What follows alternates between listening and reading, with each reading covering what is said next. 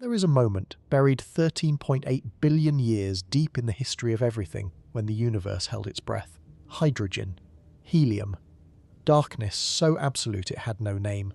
And then, fire. The first stars tore open the dark and nothing was the same again. But those stars left something behind. A fingerprint. An echo pressed into the fabric of a star that is still alive. And we found it. A group of college students found it. On their first night in Chile. There is a cosmological period that astronomers call, without any attempt at poetry, the Cosmic Dark Ages. It begins roughly 380,000 years after the Big Bang, at the moment the early universe cooled enough for electrons and protons to combine into the first neutral hydrogen atoms, an event called recombination, and it ends somewhere between 150 and 400 million years later, when the first stars ignited and tore the darkness apart. Between those two moments there was no light, no stars, no galaxies, no planets. The universe was a vast and silent ocean of gas, cooling, drifting, pulling itself into the first faint gravitational wells that would eventually give birth to everything. We know this with remarkable precision. The cosmic microwave background, the afterglow of the Big Bang itself, a faint whisper of radiation that still permeates every cubic centimetre of space, tells us what the universe looked like during those first hundreds of thousands of years with extraordinary fidelity. And the galaxies we see today, mapped in their billions by surveys like the Sloan Digital Sky Survey, tell us what the universe eventually became. But between the CMB and the first galaxies lies that great silent chapter. And for most of the history of astronomy, we had almost nothing to say about it. The reason for this ignorance is simple and frustrating. The first stars, what astronomers call population 3 stars, are gone. All of them, or very nearly all of them, born from gas composed of nothing but hydrogen, helium, and trace amounts of lithium. Those first stars were almost certainly enormous. Models suggest average masses of roughly 10 times that of our Sun, with some reaching hundreds of solar masses. Stars that massive burn ferociously and briefly, where our Sun will live for roughly 10 billion years. A star of 100 solar masses burns through its nuclear fuel in perhaps 3 million years, a cosmic eye blink. When it died, it exploded in a supernova of almost unimaginable violence, and the material it hurled outward, now enriched with heavier elements forged in its core, seeded the gas clouds that would form the next generation. We cannot observe population 3 stars directly, not yet. Almost certainly not with any instrument currently operating. They are too old, too far away, and too brief in their lives to have left individual observable relics in the distant universe. What they left behind is more subtle than that, a chemical memory pressed into every generation of stars that followed them, and it is precisely that memory, that forensic trace of the universe's first stellar fire, that makes the discovery we are about to discuss so extraordinary. To understand why a single star, discovered by students on spring break, represents one of the most consequential finds in modern astrophysics, you first need to understand how astronomers read stars. Not observe them, read them. When starlight passes through a prism, or more precisely, through a spectrograph attached to a large telescope, it does not produce a smooth rainbow. It produces a rainbow interrupted by dark lines. Each dark line corresponds to a specific wavelength of light that was absorbed by a specific atom in the star's outer atmosphere. Sodium absorbs one wavelength, calcium absorbs another, iron absorbs dozens. Hydrogen absorbs at wavelengths called the Balmer series.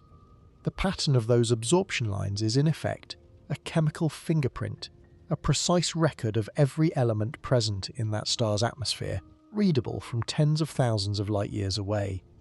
This technique, called spectroscopy, is perhaps the single most powerful tool in the astrophysicist's arsenal. It is what allowed astronomers to discover, to their initial bafflement, that the Sun is composed overwhelmingly of hydrogen, contrary to the assumption that it must share the rocky, iron-rich composition of the Earth. It is what allowed us to deduce that the universe is expanding by reading the redshift encoded in the light of distant galaxies. And it is what allows us, today, to measure the chemical purity of the oldest surviving stars, to read, in their spectral signatures, how close they are to the primordial composition of the Big Bang itself. That purity is measured by what astronomers call metallicity, and the terminology here requires a brief but important clarification. In everyday language, a metal is a hard, shiny, electrically conductive solid. Iron, copper, gold.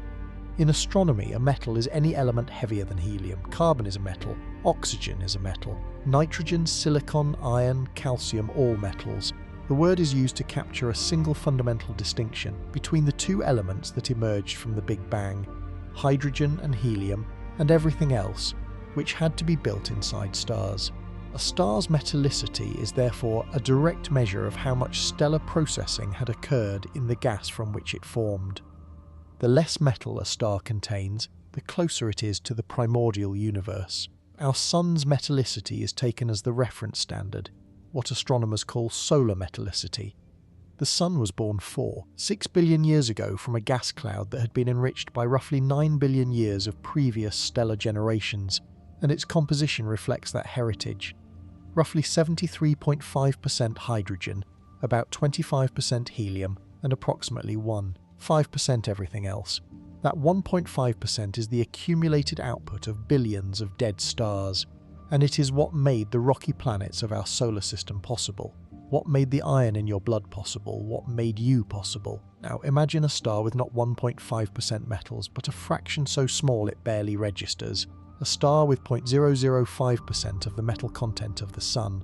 A star where, when you examine its spectrum, the absorption lines for iron and carbon are so faint they are almost invisible, where in fact the carbon line does not show up at all, even at the limits of what the instrument can detect. That star exists. It has a name that only a database could love. SDSS J0715-7334. It lies approximately 80,000 light-years from Earth, in the vicinity of a satellite galaxy called the Large Magellanic Cloud, and it was found on the first night of a spring break observing trip by a class of undergraduate students from the University of Chicago. But before we can fully appreciate what this star is, we have to understand what came before it, and why the search for stars like it has consumed the careers of some of the most brilliant minds in modern astrophysics for decades. Because to understand SDSS J0715-7334, you have to understand the problem it was born to solve. And that problem has a name. Astronomers call it the first star transition problem. The universe began with large stars. We live in a universe of small ones. Something changed. The question is what? Here is the central mystery. Here is the thing that ought to keep you up at night, if you think about it long enough. Everywhere we look in the modern universe, the vast majority of stars that form are small. Stars smaller than our Sun account for the overwhelming majority of stellar births.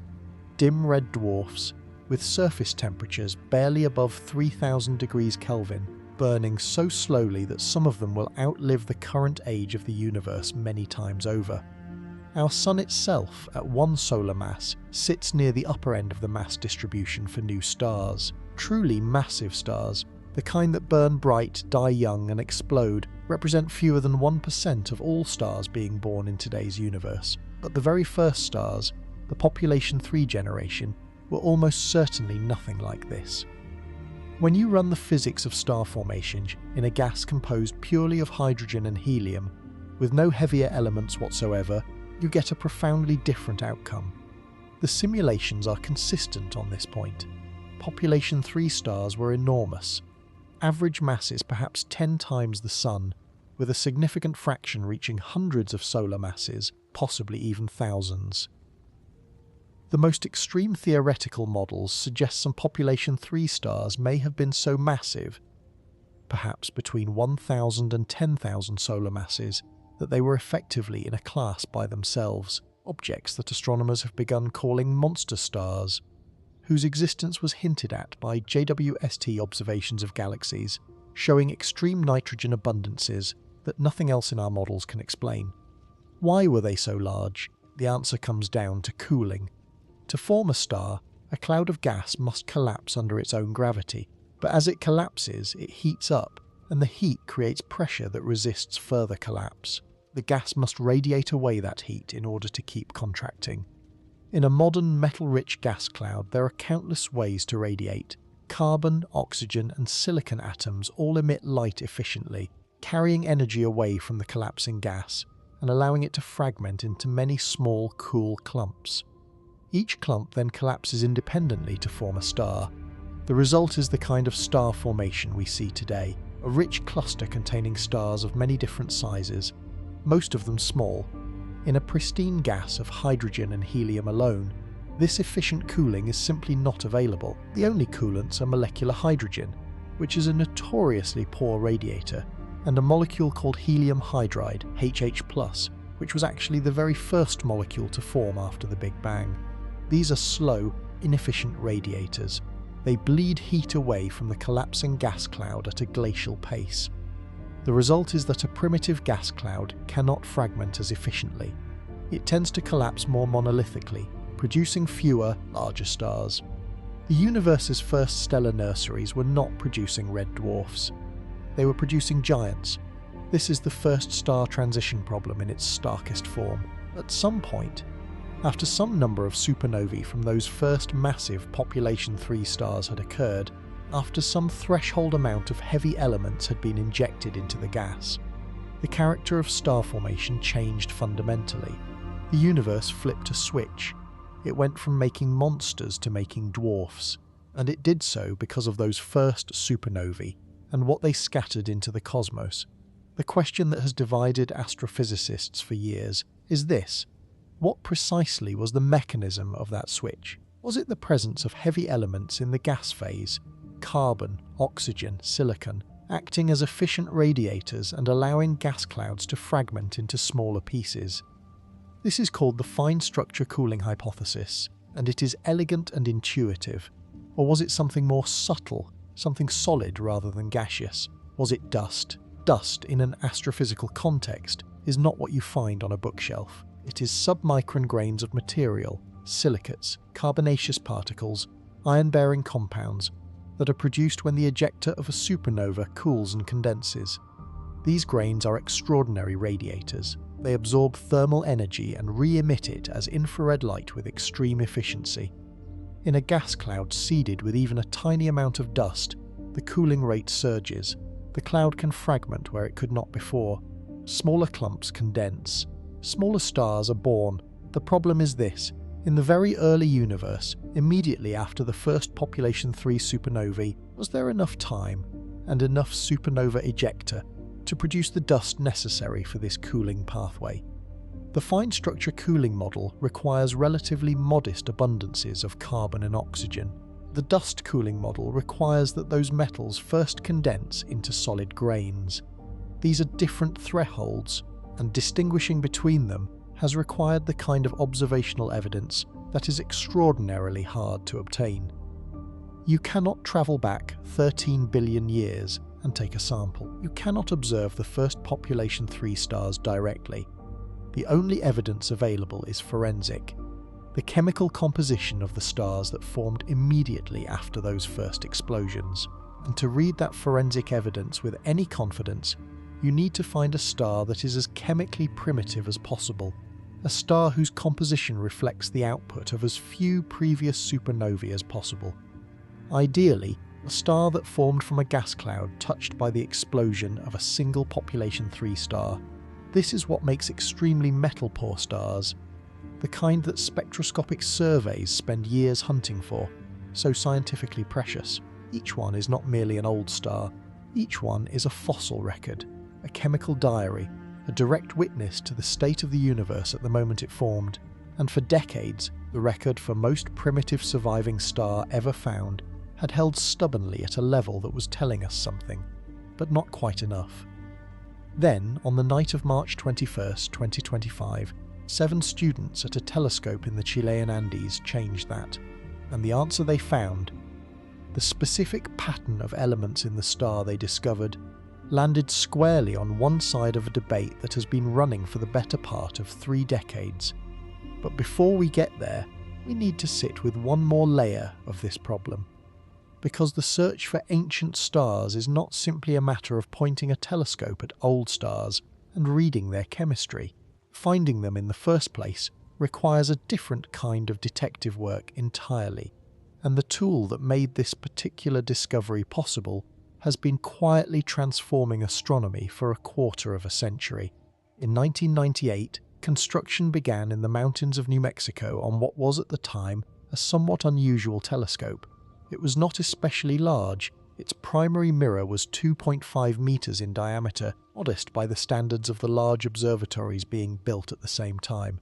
What made it unusual was not its optics, but its ambition.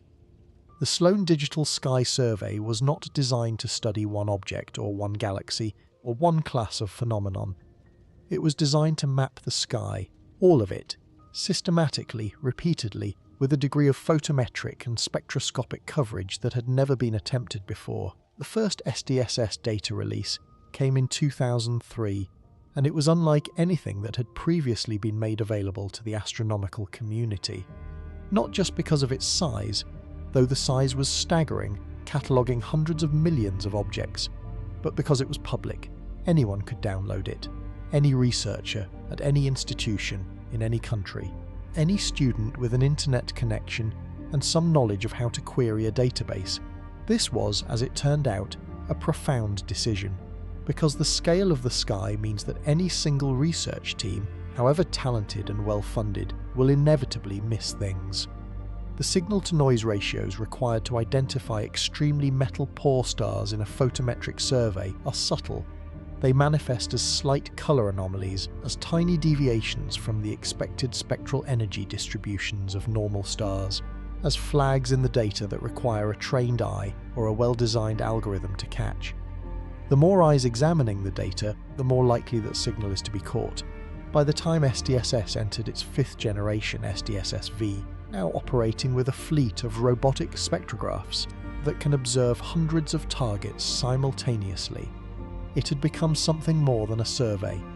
It had become an observatory for the entire scientific community, an instrument designed to be democratized, a machine for discovery that belonged, in a real sense, to everyone. It was in the latest SDSS data release that a University of Chicago assistant professor named Alexander G. saw an opportunity. G's research sits at the intersection of chemical evolution and stellar archaeology.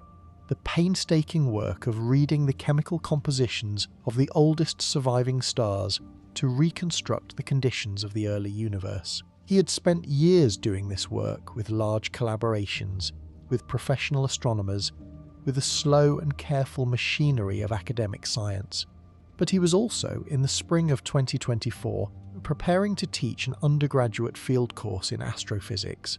One of those rare classes where students are expected to do real science, not textbook exercises. The idea was straightforward in principle and ambitious in execution. His students would comb through the SDSS catalogue, identify candidate metal-poor stars based on their photometric and low-resolution spectroscopic properties, then travel to a world-class telescope and take the high-resolution spectra necessary to actually measure their metallicities. This is not how undergraduate teaching typically works. Normally, students practice on cleaned-up data from classic observations, learning the tools on problems whose answers are already known.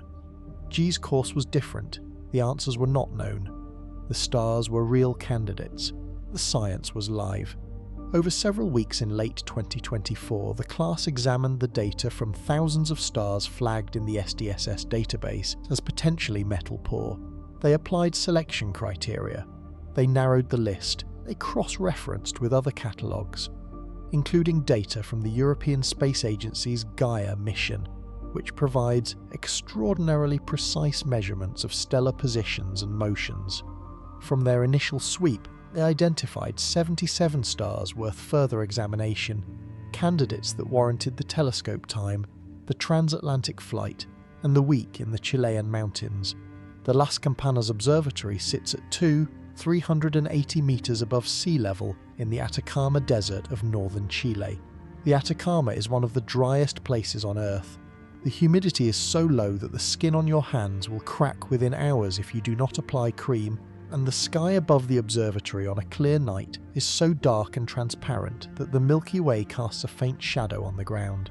The observatory houses the twin Magellan telescopes, Bade and Clay, both 6 5-meter aperture instruments, among the finest optical telescopes on Earth.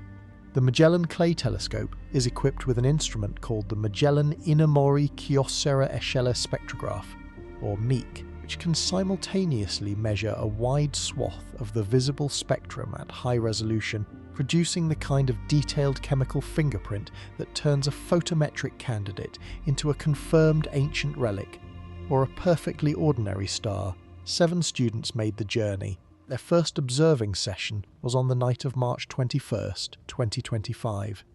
The plan was efficient, almost mechanical. Work through the candidate list, each star observed for approximately 10 minutes, building up signal-to-noise ratios sufficient to confirm or rule out low metallicity.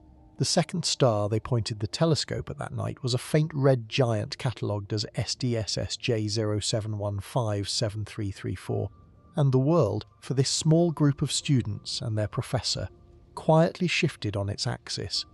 Here is where the science and the story converge. Here is where the frozen numbers in a database became something else, something that had been waiting patiently for 13 billion years to be found. The control room of the Magellan Clay telescope does not look the way you might expect. There is no dramatic curved console, no sweeping array of monitors showing the cosmos in real time. It is a room, a functional, slightly cluttered room with computers, coffee cups, and the particular focused quiet of people doing concentrated work late at night. The dome itself is elsewhere, high above, and the telescope points where the operators direct it with a precision measured in fractions of an arcsecond. What you see on the monitors are not images of stars. They are spectra, graphs of wavelength versus intensity, the chemical fingerprints being peeled from starlight one photon at a time. On the night of March 21st, 2025, Natalie Orantia was watching those monitors very carefully. She was a 4th-year undergraduate student at the University of Chicago, and this was her first observing run at a professional telescope. Not a campus lab, not a simulation. A real telescope on a real mountain, doing real science. She had spent weeks preparing for this, learning the instrumentation, rehearsing the data reduction pipeline, memorizing the candidate list she and her classmates had assembled from the SDSS database. She knew what a metal-poor spectrum was supposed to look like. She had seen examples in textbooks. Now she was watching the live data accumulate, pixel by pixel, as the telescope collected light from a star 80, 00 light-years away. The teaching assistant for G's course was Hilary Diane Andales, a graduate student who combined exceptional technical skill with a genuine and infectious enthusiasm for the subject. Andales had set up a preliminary analysis pipeline, a way of doing rough estimates on the data as it came in before the full high-resolution reduction was completed, so the team could get a sense of what each candidate star was likely to be without waiting for the next morning's careful analysis. After the first star was processed and found unremarkable, the telescope swung to the second target, SDSS J0715-7334. Its light began to accumulate. The minutes passed, and then Andales made a noise. Not a word, a noise. One of those small involuntary sounds that the human brain produces when it registers something that the conscious mind has not yet fully processed. Orantia turned to look at her screen. The preliminary spectrum was forming. The absorption lines, those telltale dark troughs in the rainbow of starlight, were almost not there. The iron lines that should have been present, even in a metal-poor star, were so faint as to be barely distinguishable from the noise. The carbon absorption, the molecular feature at around 430 nanometers that is so common in old metal-poor stars that it has its own category, carbon-enhanced metal-poor stars, was absent entirely.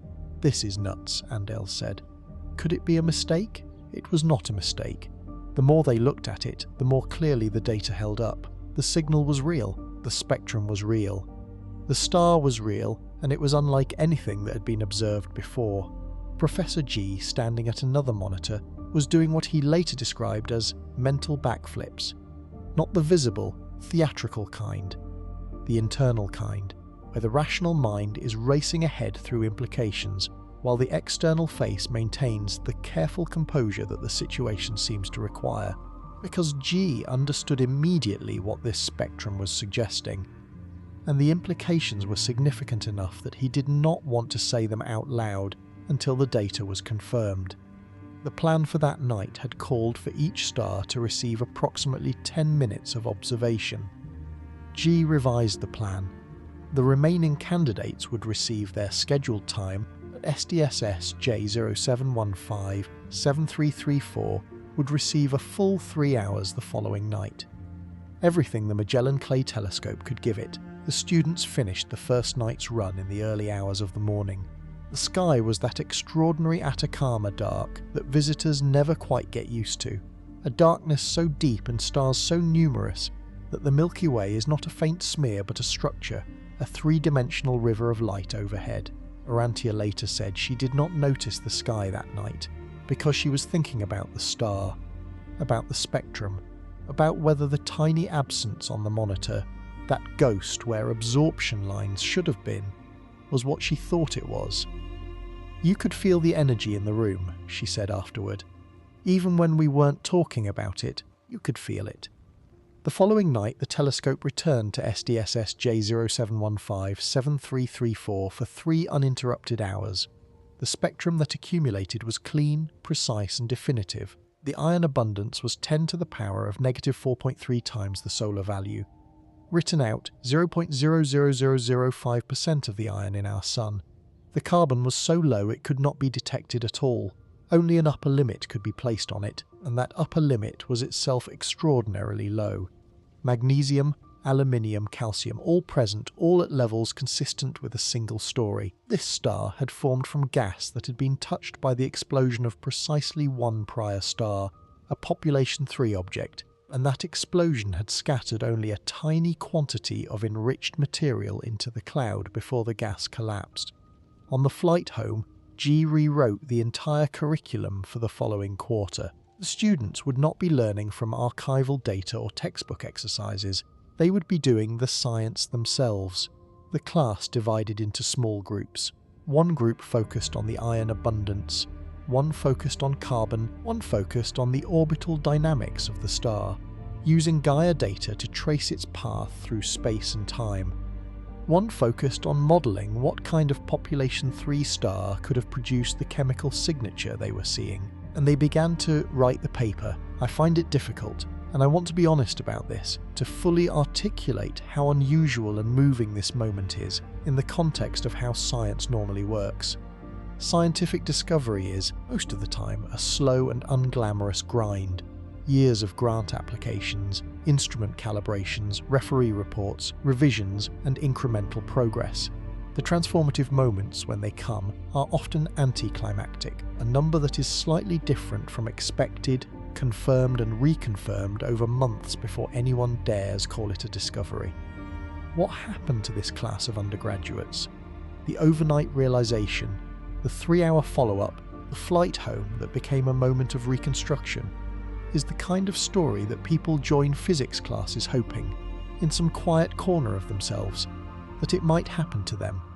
For most scientists, it never does. For Natalie Orantia and Hardo and Selena Mejias Torres and Zhongyuan Zhang and Rithika Tood Miller, it happened on their first observing run, at 2 a.m. on a mountain in Chile, on the second star of the night, when the paper was submitted to Nature Astronomy and accepted for publication in April 2026. The acknowledgement section listed funding from the National Science Foundation, the Alfred P. Sloan Research Fellowship, NASA, the Max Planck Society, and a dozen other institutions. But the work itself, the identification of the candidate, the observations, the analysis, the science, was done in the Atacama Desert on a spring break by people who had not yet graduated from college. There is something in that fact that I think speaks to the nature of discovery itself. The cosmos does not reserve its revelations for the credentialed. It gives them to whoever is awake at 2 in the morning, watching the right monitor, when the right star crosses the beam of the right telescope. It rewards preparation and curiosity and the willingness to sit with uncertainty until the data resolves. These students had all 3, but what exactly had they found? The full picture of SDSS J0715-7334, where it came from, what it tells us, and why its chemistry settles decades of debate, is more remarkable still, because this star did not form in our galaxy.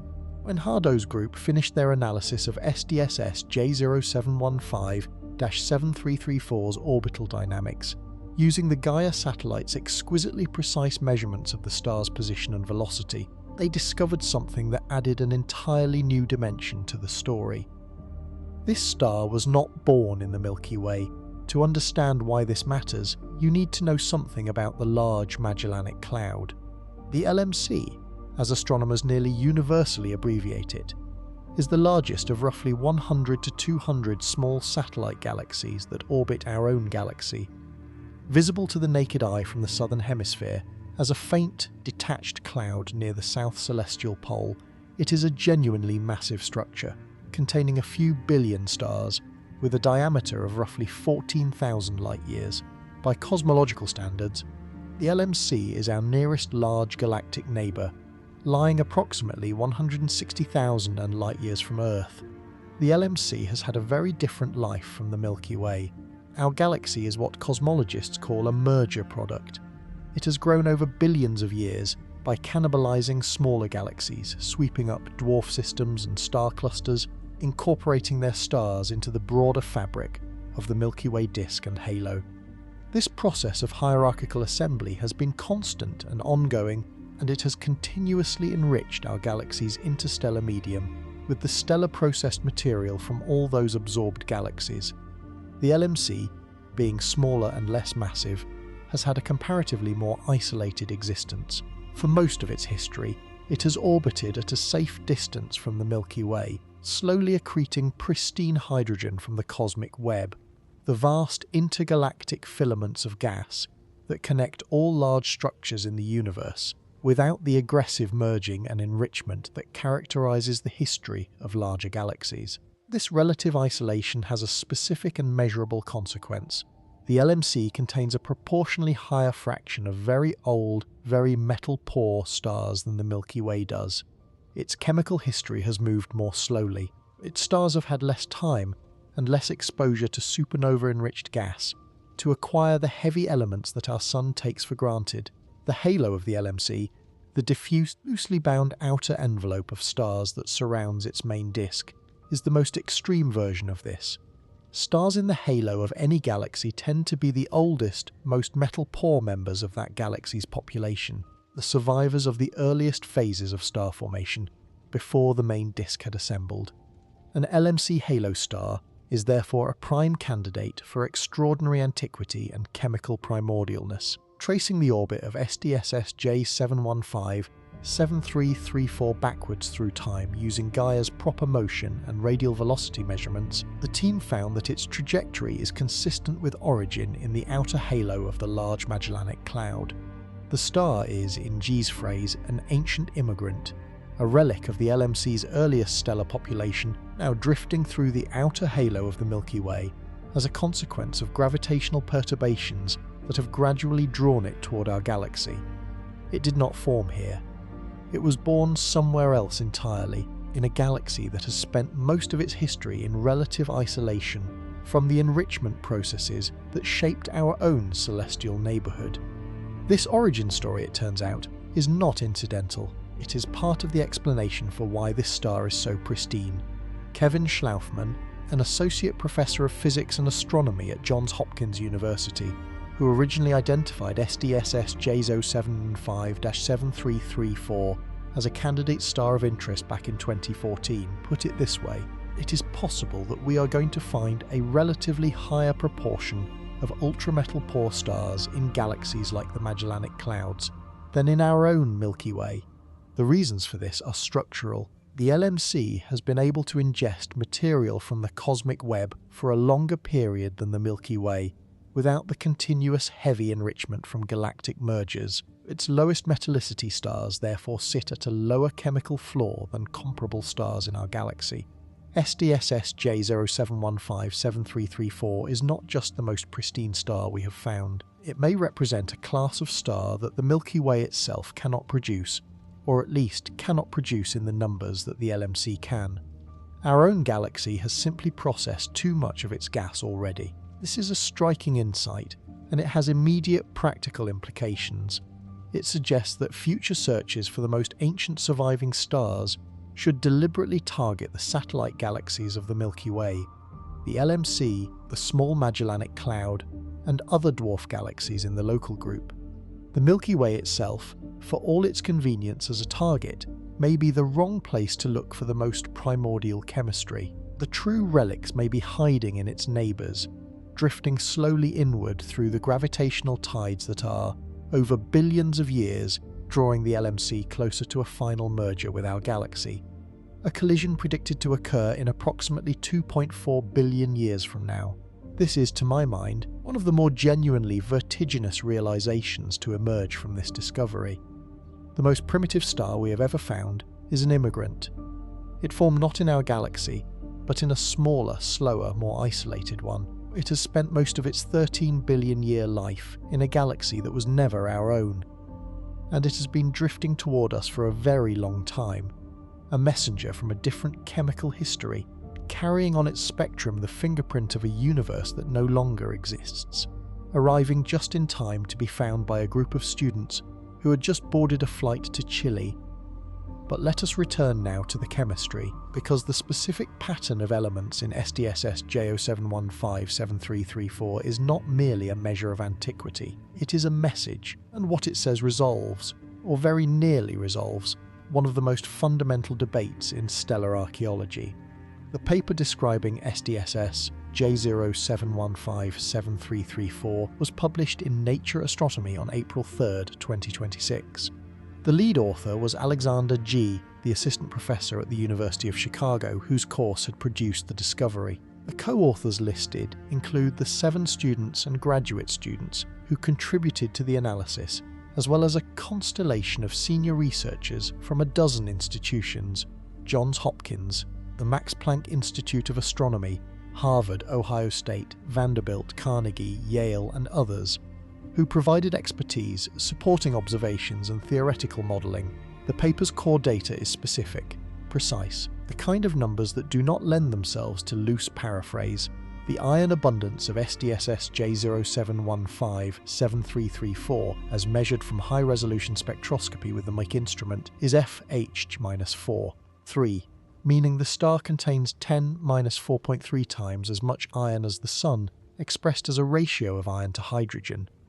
In plain terms, for every atom of iron in this star, the Sun contains roughly 20,000 times as many. The previous record holder for the most iron-poor star was another metal-poor object with -3.8. SDSS J0715-7334 is more than 3 times lower still on this logarithmic scale, not 3 times more metal-poor. 3 orders of magnitude is too strong a phrase here, but more than 3 times lower on the logarithm. A meaningful and significant improvement. The carbon abundance, which is measured by a molecular feature in the spectrum called the C8G band at around 430 nanometers, falls below the detection threshold entirely. The team places an upper limit on the carbon-to-iron ratio of CFE-0, 2, meaning even if carbon is present, it is below solar-scaled levels relative to the iron content. This is not a coincidence. It is the number that breaks the debate. Here is why. Recall the 2 competing hypotheses for the first star transition problem. The mechanism by which the universe switched from making massive population 3 stars to smaller population 2 and population I stars. Fine structure cooling, mediated by carbon and oxygen in the gas phase, requires a certain minimum abundance of those elements to work. Dust cooling, mediated by tiny solid grains condensed from supernova ejecta, can work at a lower overall metallicity, but it requires a critical total metal fraction of approximately 10⁻5.5 of solar, or 0.003% of the metals in the Sun, to become sufficiently efficient. The overall metallicity of SDSS J0715-7334, summing all detected and estimated elements, sits at approximately log z-0 to -4.3, just above this critical threshold, and critically, the carbon is too low to power the fine structure cooling pathway independently. The carbon is, in effect, absent from the chemical record of this star's formation. Only the dust cooling pathway is consistent with both the total metallicity and the specific pattern of elements this star contains. This is the conclusion of Pierre Thibodeau, a graduate student at UChicago, who led the team's analysis of the star formation mechanism. It seems the transition was much more likely caused by that cosmic dust, he said. The finding provides the most direct observational evidence yet that dust, not gas phase carbon and oxygen, is what enabled the universe's first small stars to form. Let us think about what this means. The population 3 star that seeded the gas from which SDSS J0715-7334 formed did not merely die. It made dust. In the cooling ejecta of that explosion, temperatures dropping from millions of degrees in the first seconds to thousands in the first years, carbon atoms and silicon atoms and iron atoms combined into solid grains, nanometer-scale particles of silicate and carbonaceous material and iron compounds, hurled outward into the surrounding gas at velocities of thousands of kilometers per second. When that shock wave slowed and the gas began to cool and collapse, the dust grains that had been scattered through it became the catalysts for a new mode of star formation. They radiated efficiently, the cloud fragmented, smaller clumps formed, smaller stars were born. SDSS J0715-7334 is one of those smaller stars. A red giant now, evolved from its original main sequence state over 13 billion years, its atmosphere puffed outward, its surface temperature approximately 4700 degrees Kelvin, burning with a dull red light at the cool end of the stellar colour spectrum. Its surface gravity is lower than the Sun's, making its atmosphere less compressed and therefore easier to read spectroscopically. This is partly why it was detectable. A red giant's expanded atmosphere provides a stronger spectral signal than the compressed atmosphere of a dwarf star of the same composition. The physics of stellar evolution conspired to make this ancient witness legible. The team also used stellar nucleosynthesis models to run the reverse calculation. Given the specific ratios of elements detected in SDSS J0715-7334, what kind of population 3 progenitor star could have produced this chemical signature? The answer, based on current models of supernova nucleosynthesis, is a population 3 star of approximately 30 solar masses that exploded with an unusually high energy. What the field calls a high-energy supernova or hypernova, significantly more energetic than a typical core collapse event. This is an inference, not a measurement. The models are uncertain, and different modelling approaches give somewhat different answers, but the range is constrained. The parent star was massive, its death was violent, and its legacy was the chemical composition of a star that is still alive today, 80,000 light-years from where the explosion occurred, being read by a student named Hardot in a control room in Chile. There is a phrase that the astronomers use repeatedly when discussing this star: chemically pristine. It is a phrase worth unpacking. Pristine does not mean unchanged. SDSS J0715-7334 has been burning for 13 billion years. Its surface chemistry reflects the composition of the gas cloud it formed from, but stellar evolution itself has altered the distribution of elements within it. Hydrogen has been fused into helium in its core. Heavier elements have been dredged up from interior layers as the star evolved into a red giant, and the fine details of its atmospheric composition require careful modelling to extract the original birth composition. The researchers accounted for these effects. The pristine refers not to the star itself, but to the gas from which it formed, and therefore to the state of the interstellar medium at the moment of its birth, a moment that was as close to the Big Bang as any surviving star has ever brought us. I will admit something here. When I worked through the chemistry in this paper, for the first time, sitting with the measured abundances and the theoretical models and the implications for the question of dust versus fine structure cooling, I had to put the paper down and think for a moment. Not because the conclusion is hard to understand. It is not. It is elegant and clear, but because of what it means, that the stars we see today, including our Sun, including the K-type dwarf you might have recently found with a habitable planet orbiting it, are the way they are because of dust. nanometer-scale particles of silicate and carbon, scattered by an explosion that no eye ever saw, that made the gas cloud cool just enough to fragment, that made the clumps just small enough to collapse into stars that burned for billions of years. The transition from massive to modest, from brief to enduring, from sterile to life-bearing, it was enabled by dust. And SDSS J0715-7334 is the most direct witness to that transition we have ever found. But we are not done yet, because this discovery carries with it a set of implications that extend well beyond the question of how the first small stars formed. It also tells us something sobering about our current instruments, about what JWST can and cannot actually tell us. And it raises a question that the paper itself declines to answer, because the answer is not yet known. The question of whether we will ever find a true population 3 star, whether any individual first-generation star is alive and visible in the universe today, remains, after all of this, entirely open, and the answer may be stranger than we expect. In the months and years following the Big Bang, before any stars existed, the universe was expanding and cooling. Hydrogen and helium drifted through the dark in clouds of neutral gas, gathering slowly under gravity into the first structures. The first population 3 stars ignited somewhere between 100 and 400 million years after the Big Bang. We do not know precisely when, and this ignorance is itself a confession of how much remains unresolved. Those first stars lived for perhaps 3 million years.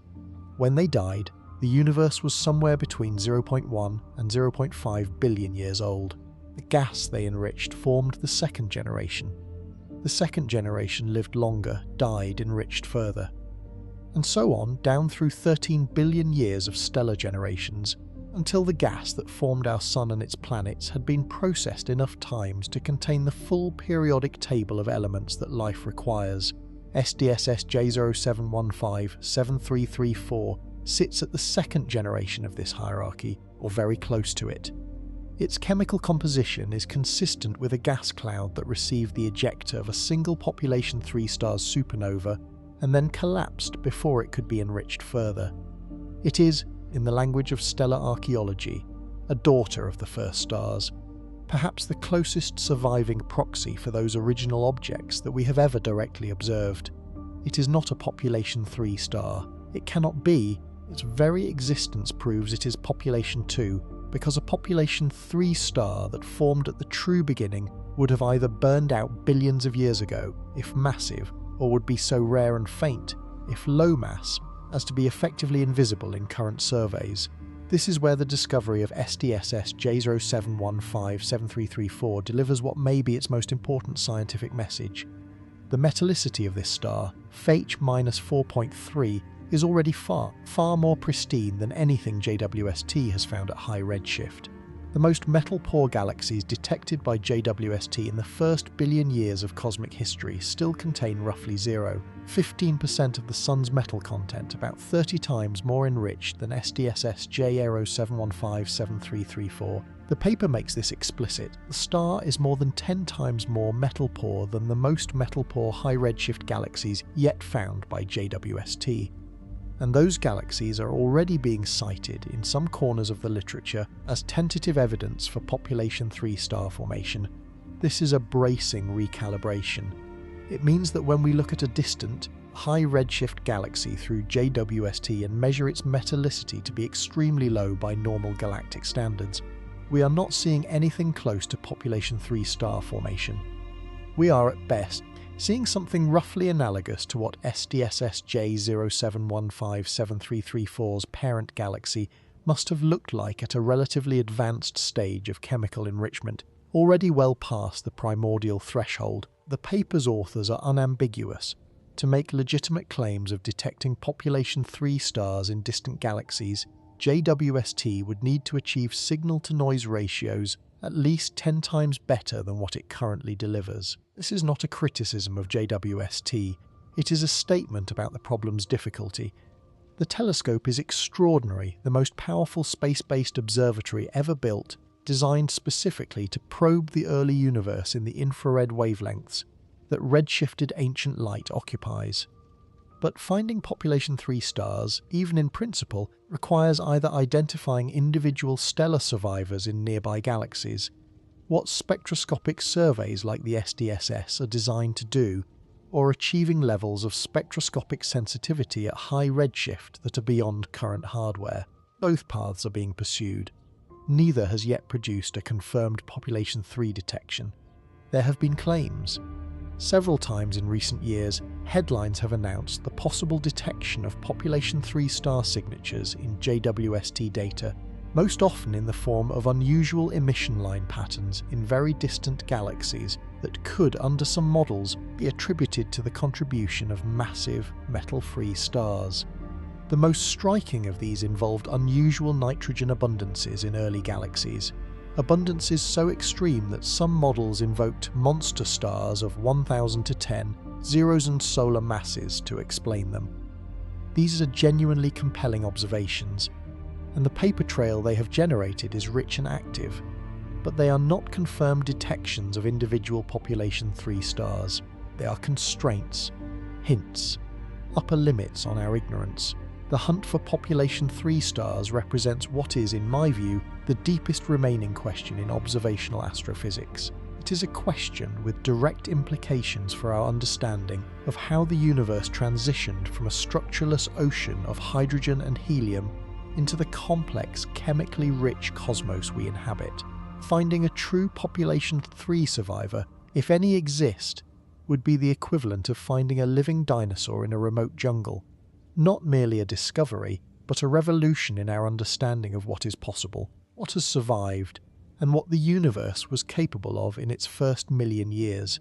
The question of whether any low-mass population 3 stars exist at all is genuinely unresolved. Theory suggests that the first generation of stars was entirely massive, that the physics of primordial gas cooling prevented the formation of any stars below roughly 1 solar mass, meaning no population 3 star could possibly live long enough to survive to the present day.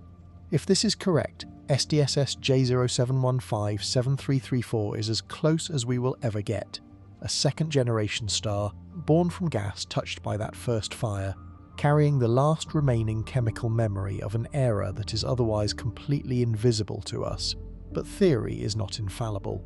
The models of primordial star formation have changed substantially over the past 20 years, and there are credible simulations suggesting that a small fraction of population 3 stars may have formed with masses low enough, perhaps 0.6 to or 0.8 solar masses, to still be burning today. If they exist, they would be extremely rare, scattered through the halos of the Milky Way and its satellite galaxies, indistinguishable from other metal-poor stars except for the absolute purity of their composition. No metals at all, not even the trace abundances that SDSS J0715-7334 carries. Their detection would require exactly the kind of spectroscopic survey capability that the SDSS-V and its successors are being designed to provide, and the discovery of SDSS J0715-7334 has sharpened the tools for that search in ways that are both immediate and practical. Arantia was direct about this when the paper was published. Finding SDSS J0715-7334, she noted, is not merely an end in itself. It gives the community a new calibration point, a new floor, a template for what a near-pristine spectrum looks like in detail, against which future candidates can be compared. The more stars like this that are found, the stronger the statistical claims that can be made about the early universe, and the more precisely the search algorithms can be tuned for the next generation of candidates. The Sloan Digital Sky Survey will continue. The giant Magellan telescope, a 24.5-metre instrument currently under construction on a different Chilean mountain from Las Campanas, with the University of Chicago as a founding partner, will, when operational, deliver spectroscopic sensitivity roughly an order of magnitude beyond what the current Magellan telescopes can achieve. The European Extremely Large Telescope, also being built in Chile and set for first light later this decade, will have similar or greater capability. These instruments will probe the LMC and the Small Magellanic Cloud and the other nearby dwarf galaxies with a detail that is currently inconceivable. Kevin Schlaufman at Johns Hopkins is already leading an effort to systematically study the oldest stars in the Milky Way using the current SDSS-V data.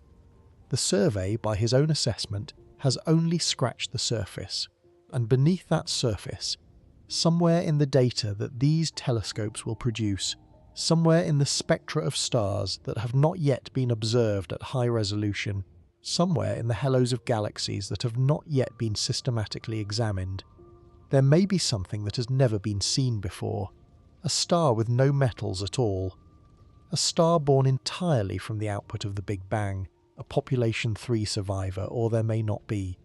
The theory that says they cannot exist may be correct, and SDSS J0715-7334 may represent the absolute horizon, the closest any observable star can bring us to the true beginning. That too would be a discovery of the first order.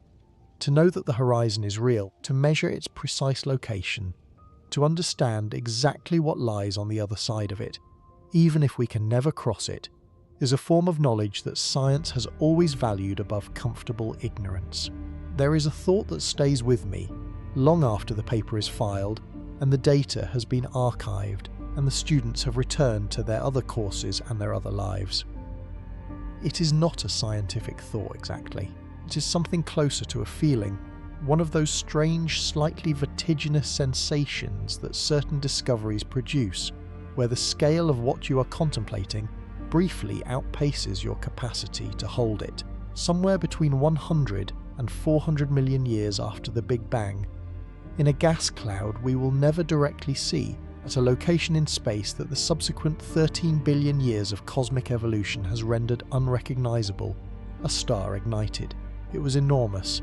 It burned with a ferocity our sun cannot approach.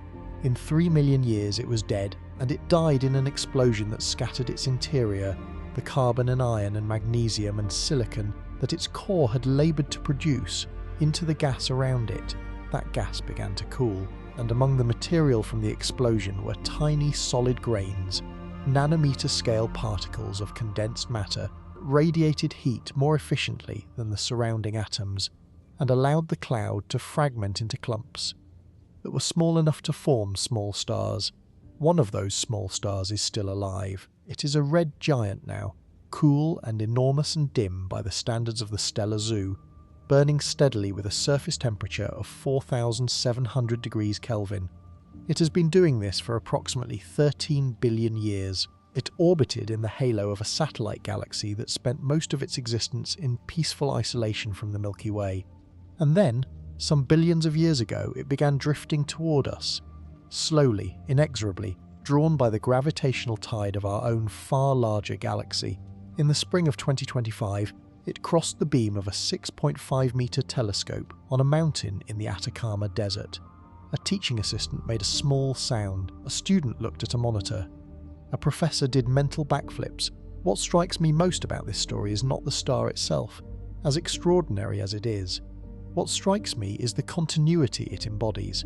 A star from the universe's second generation, formed from the debris of the very first explosion, carrying in its spectrum a 13 billion-year-old message, and that message was received by someone who had not yet finished their undergraduate degree on the first night of their first observing run in the small hours of a March morning in the Chilean mountains. Science is not simply a body of knowledge. It is a chain of attention, of people who cared enough to look, generation after generation, each one handing the question forward to the next. The students who found this star will, many of them, spend their careers in astrophysics. They will ask questions that we cannot yet formulate and use instruments that have not yet been built to probe the early universe with a precision that today's technology does not permit. Some of them, it seems entirely possible, will be alive when the first confirmed population 3 star is found, if one is ever found, or when the absence of any such star is confirmed with enough precision to be definitive. Either answer changes something important. The universe, it appears, has a habit of preserving its own history, not in stone or in clay, not in written records or in the memories of witnesses, but in the chemistry of stars that have been burning since before our sun existed. Every ancient metal-poor star is an archive, Every spectrum a sentence in a language we are still learning to read. Every discovery like this one is not a conclusion but a refinement of the question, a narrowing of the uncertainty, a sharpening of the focus, a step toward a clarity that may or may not be achievable within any human timescale. But we keep looking. We keep pointing telescopes at faint red dots in the southern sky, watching the photons accumulate, watching the absorption lines form in the data. We keep asking the same question that this entire enterprise has always been asking, in one form or another, since the first human being looked up at a dark sky and wondered where the light came from. How did all of this begin? SDSS J0715-7334 does not answer that question. Nothing we have found so far answers it completely. What it does, what all discoveries like it do, is move the horizon, make the question more precise, bring the answer, by one more increment, within reach of whoever comes next. The first stars lit the universe, and one of their children is still burning.